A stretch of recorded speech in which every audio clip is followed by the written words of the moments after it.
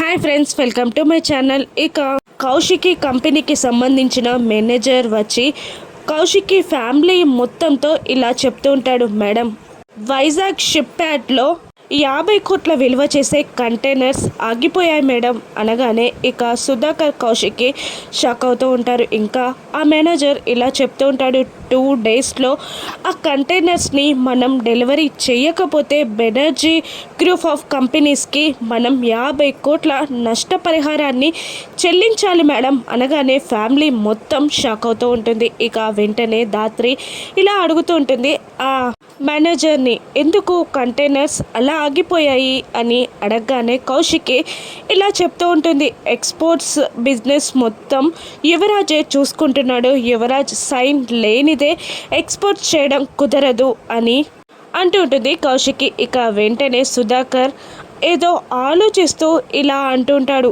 మనం యువరాజ్ ప్లేస్లో వేరే వాళ్ళని అపాయింట్ చేస్తే బాగుంటుందేమో కౌశికి అని సుధాకర్ అంటూ ఉండగా ఇక కౌశికి ఇలా అంటూ ఉంటుంది, కంపెనీ రూల్ ప్రకారం మీ కొడుకు మాత్రమే కంపెనీ సీఈఓగా ఉండాలి కదా బాబాయ్ అని అంటూ కేదార్ని చూస్తూ ఆలోచిస్తూ ఇంకా ఇలా అంటూ ఉంటుంది, నాదొక చిన్న ఐడియా బాబాయ్, ఇక యువరాజ్ ప్లేస్లో కంపెనీ సీఈఓగా కేదార్ని అపాయింట్ చేస్తే ఎలా ఉంటుందంటారు అని కౌశికి అనగానే దాత్రి కేదార్తో పాటు నిషి, వైజయంతి, కమలాకర్, కాచి, బూచి అందరూ షాక్ అవుతూ ఉంటారు. ఇక కేదార్ని సీఈఓగా చేయడానికి అందరూ ఒప్పుకుంటారా? ఇక కేదార్ సుధాకర్ కొడుకని కౌశికి తెలుసని అందరికీ తెలిసిపోతుందా?